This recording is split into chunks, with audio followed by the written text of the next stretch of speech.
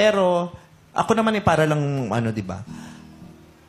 Kasi sabi mo, kailangan mo siya nung panahon na yon.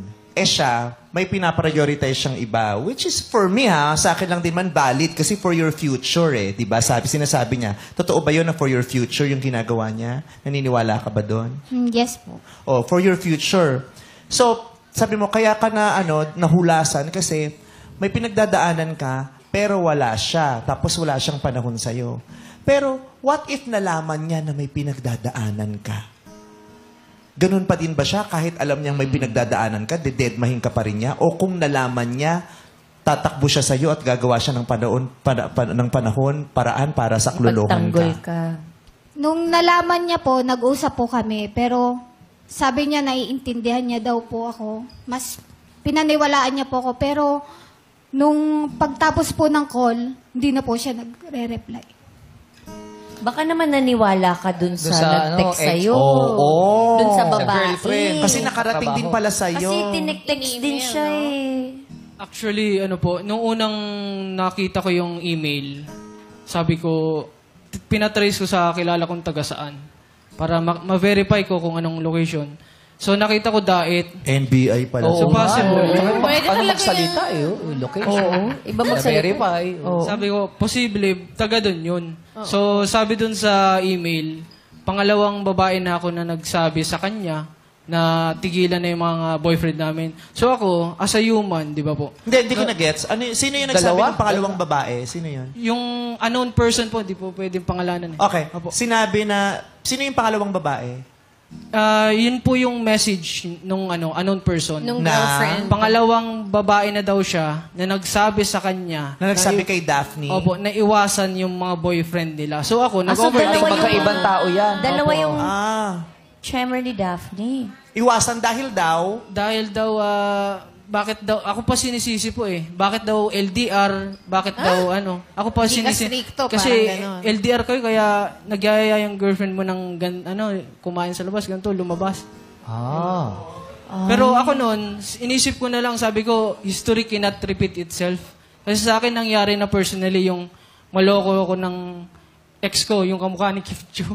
Huwag mo nang ulit-ulitin na kamukha. Yung ex mo na lang. Yung ex na lang. Kasi wala akong kinalaman sa relasyon nyo.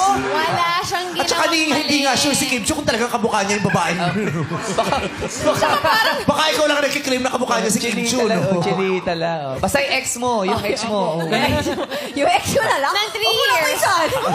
Katabi ka kasi niya, naaalala niya. Naalala. Na-triggered. So, sa takot mo na maulit, na 2-time ka ulit, katulad ng nangyari sa ex mo, kinat mo yung relationship mo kay Daphne. Dahil baka nga totoo. Naglaylo po ako nun kasi nag-overthink na rin ako. Ano yung laylo? Dumedma ka? Ginost mo siya? Naniwala ka sa mga email. Nagpaka-busy na lang po ako sa personal life ko, sa karin.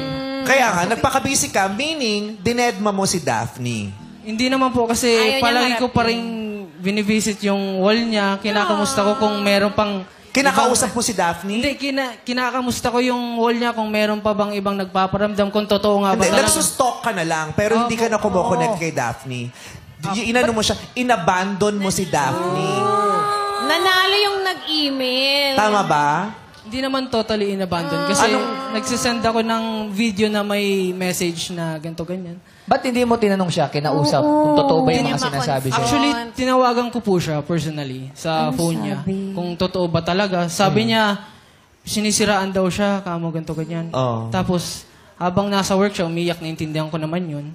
Kung naiintindihan mo siya, ba't dinedma mo siya? Actually, naintindihan ko siya sa una.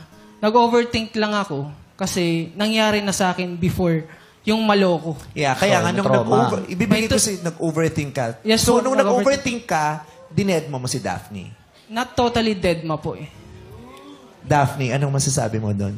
Not totally dead. Ano ba yung not totally dead? Once a month, iti-text mo siya? Once a week? Siguro paramdam once a week, goods na po yun sa akin. Bakit? Mahal ko naman siya Bakit Yun po once a week importante lang? Jowa kayo ng 2 years and 9 months. Hindi, mahirap kasi ang ngayon. Mahirap kasi ang, kumbaga, magmamahal ka, wala kang tiwala sa kumbaga. Kaya nga, di problema mo yun, ikaw hindi nagtiwala. Kaya lang kasi, di ba, kung gano'n naman pala, kunyari, di ba, napapraning ka na kasi nangyari sa'yo yun. Hindi kita masisisi kasi trauma yun. Trauma yun, oo. Trauma yun eh. Pero kung di mo kaya, sana nilet go mo na si Daphne. Kaysa yung ililet go kita, i-abandon kita ng 1 week, pero titext kita ulit. Kasi ang hirap dun, di ba? Dededmahin mo yung tao, so yung tao mawawala na ng pag-asa. Tapos magpaparamdam ka. Tapos yung tao aasa na naman. Tapos mawawala ka na. Yan yung tinatawag na zombieing. May nabubuhay, nawawala. Yung nawawala ka, tapos mabubuhay ka, tapos mawawala ka na naman, tapos mabubuhay ka. Hindi malaman ng Daphne, ano ba to? Wala ka na ba talaga o nandito ka pa? Kaya kung wala ka na, wala ka na. Kung nandito ka pa, nandito ka pa. Hindi yung hindi namin alam, mag-aantay pa ba kami? Aasa pa ba kami? Iniwan na ba kami o hindi pa? Kasi akala ko iniwan mo na ako pero biglang nandyan ka pa. Tapos nung naniwala ako, hindi nandito pala siya. Pagising ko bukas, wala ka na naman talaga. Ang hirap magmahal! Pero